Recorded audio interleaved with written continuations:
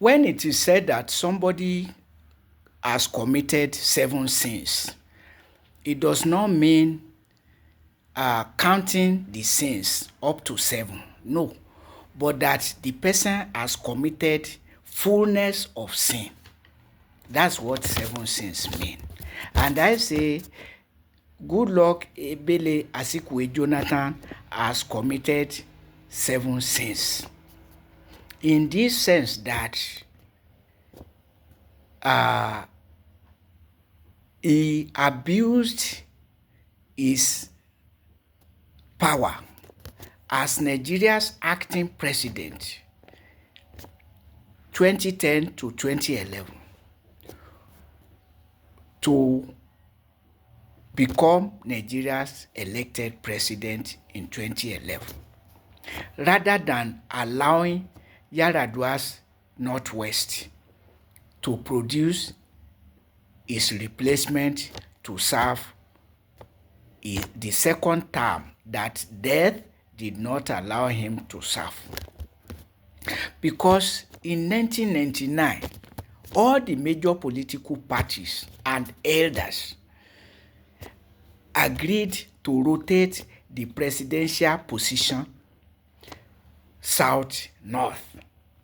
It started in the southwest to compensate the southwest for the loss of Moshood Abiola, who was believed with statistics to have won the presidential election of June 12, 1993, but annulled by the then military junta of General Ibrahim Badamasi Babangida.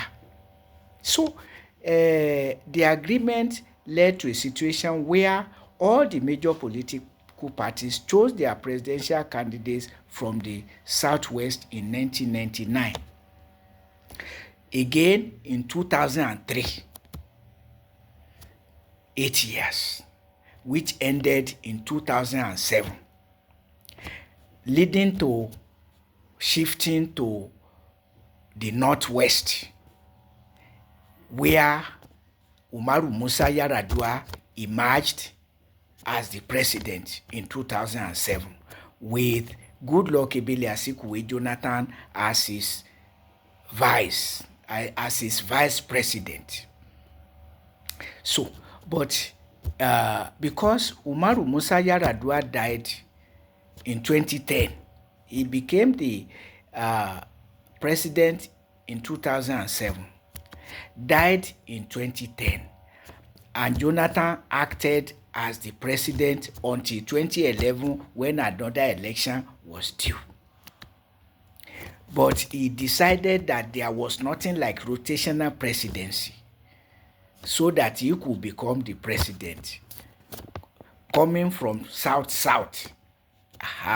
That means that the southwest was allowed to spend 8 years, but the northwest was not allowed to serve 8 years because of the personal ambition of Goodluck Ebele Azikiwe Jonathan. He said there was nothing like rotational presidency.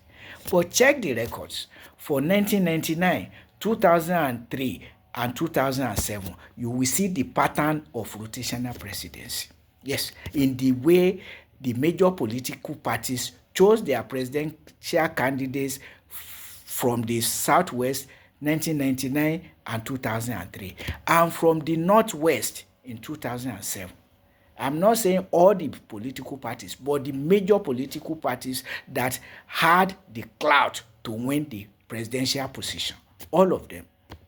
Yes, that was check the records. So, but Jonathan, for his own selfish reason, insisted on becoming, and he put all things together as the acting president with power to make it happen for him.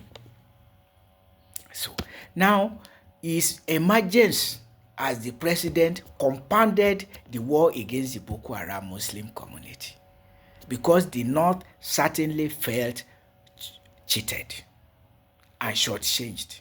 So, but then Jonathan braced up himself to weather it through thick and thin, as determined as he must succeed Yaradua. So he perpetuated the war against the Boko Haram for 4 years.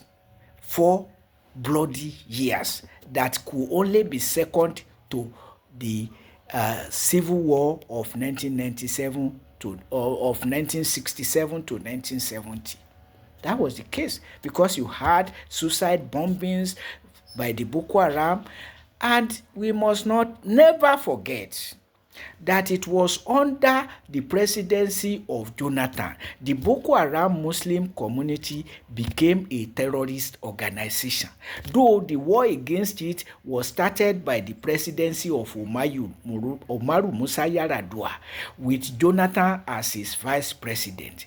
But the war against Boko Haram became heightened under the presidency of Goodluck Jonathan, because the North, however it happened, allowed the Southwest to serve 8 years of presidency. But Yar'Adua could not even serve 4 years before death took him, and yet you were not magnanimous enough to say, let the Northwest produce its replacement and continue the rotational presidency agreed in 1999 and sustained till 2007, only to be truncated in 2011 by Jonathan. And 4 years of bloody war, insecurities. That was when kidnapping for money started under Jonathan. You see it. Jonathan again abuses being a Christian and Nigeria's president to lure the leadership of Christian Association of Nigeria to declare the Boko Haram Muslim community as the enemy of Christians as well as of Muslims, which was not the case. The truth of the matter is that Boko Haram was never enemy of Muslims or Christians, but that this Western education, you are abusing it to perpetrate haram. And the case is very clear. Claiming fuel subsidy in a nation living on petroleum revenue is haram. And now Tinubu has actually declared that no more fuel subsidy at all to escalate fuel price. Non-existent fuel subsidy, declaring it gone. Paying workers less than living wage and claiming to be transferring funds to anonymous indigent households, and upon it sinking Nigeria in debts. So tell me that Western education is not Boko Haram in Nigerian context. In a situation where a workers' union leadership on their own amended the constitution of the Academic Staff Union of Nigerian Universities to be extorting 2% of each ASU members' monthly salary monthly, and to increase or decrease as pleases the leadership. So in 2012, they started with 2%. In 2024, under the presidency of Bola Ahmed Tinubu, increased it to 3%. And the presidency of Tinubu, who said the New Hope agenda, paid another fraudulent and academic allowance to ASU. In lieu of increment of salaries, implementation of the 2009 agreement due since 2013. So, how is Western education not Boko Haram? Prove it to us. or stop the war against the Boko Haram, apologize to the community, rehabilitate the community, because that community was expected to be a conscience of Nigeria, saying that this your Western education, you are using it to perpetrate haram, which is a truism. It's a truism, extremely true, so which you cannot deny. It's a crime you are committing against humanity. And they didn't wage any war against Nigeria. Nigeria didn't have anything against them except for the powerful Fulani Muslim imperialists who claim that the Islam of the Boko Haram Muslim community is unorthodox. What concerns Nigeria as a nation with orthodox or unorthodox Islam, when the group is not a threat to Nigeria's peace? And which was the reason why the presidency of Olusegun Obasanjo did not attack them. So, if you see the horror committed by Goodluck Jonathan,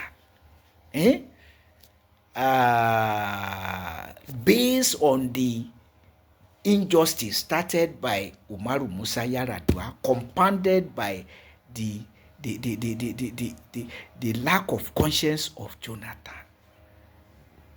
So, will the parents of about 300 Chibok secondary school girls adopted by the Boko Haram Muslim community in 2014, will they be happy to see Jonathan back in power? The insecurities, the death, the maiming of that time, and mass abject poverty arising from the war, ravaging human lives and economic resources of Nigeria. And Jonathan presidency taking advantage of it to launder hard currency of Nigeria. Remember the aeroplane seized in South Africa belonging to the president of the Christian Association of Nigeria, Ayo Orisejafo, rented by government to launder money seized in South Africa. All of these are forgotten. So the next thing is to bring back Goodluck Ebele Azikiwe Jonathan. So where do you put his 7 sins? Where do you put all of that? He truncated rotational presidency and returned Nigeria back to square one. It's a historical fact. Yeah, it's not about sentiment or emotion. You elders, are you dead? 1999, you know what happened politically. 2003, you know what happened politically. 2007, you know what happened politically. And 2011, somebody came and said there's nothing like rotational presidency, and they mess up everything. It was for that reason that Nigerians were happy when the All Progressives Congress came up, that this must not continue. Unfortunately, the APC changed nothing, rather took advantage of for self-aggrandizement. Muhammadu Buhari doubled himself as Nigeria's petroleum minister. No accountability, no nothing, whether as president or as petroleum minister. And Tinubu also doubles himself as petroleum minister. No accountability, no nothing, whether as president or as petroleum minister. Rather, all subsidies are gone, and claiming to be transferring funds to anonymous indigent households. All subsidies are gone. Asking indigent students to come for loan. In the ocean of indigent students coming from indigent workers' households, not to talk of non-workers.